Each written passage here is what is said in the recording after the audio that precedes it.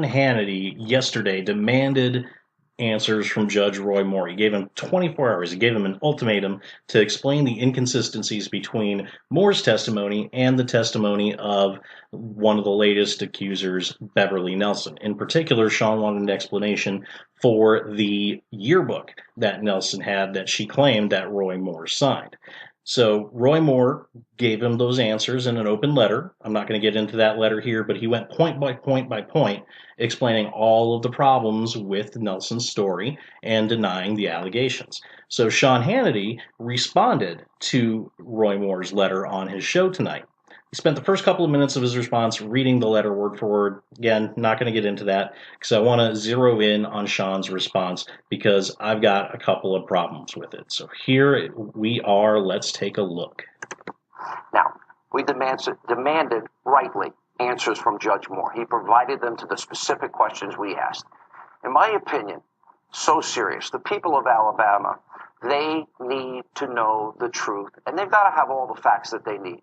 And that means that the Alabama voters can make an educated, informed, inclusive decision for their state when they go to the polls. And if that means, whatever it means, to get to the truth, if it means more time, I believe the governor, according to Greg Jarrett, has the ability to make that decision. The Alabama people deserve that. Greg Jarrett said the governor can delay the race if need be. Now, the people of Alabama deserve to have a fair choice, especially in light of the new allegations tonight. Now, we have told you everyone's point of view. The accusers continue to have an open invitation to come on this show and share their story. At the end of the day, I want to tell you something. I lived in Alabama. I enjoyed my time in Alabama. And I know these people. They're smart. They're great Americans. God, family, faith, country. And I am very confident that when everything comes out, they will make the best decision for their state. Shouldn't be decided by me, by people on television, by Mitch McConnell, Washington, talk show hosts, news people. One more thing. There's a report, by the way, of sexual misconduct in Congress. I'm demanding tonight. They paid $15 million of your money. That was paid out to victims. Who are they? Tell us now. And why did they pay it? They need to be exposed. All right. So, Sean, stop being such a cuck. My God, man. I mean, these allegations against Judge Moore, they are so obviously fabricated, in my opinion. You've got these allegations breaking literally a month before a special election to decide a critical Senate seat.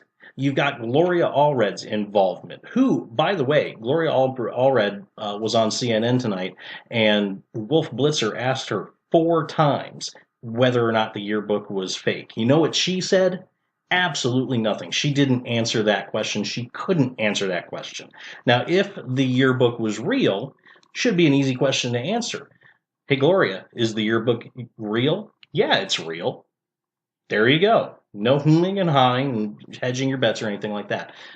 The fact that Gloria Allred is involved alone is proof enough for me that these allegations are completely fabricated.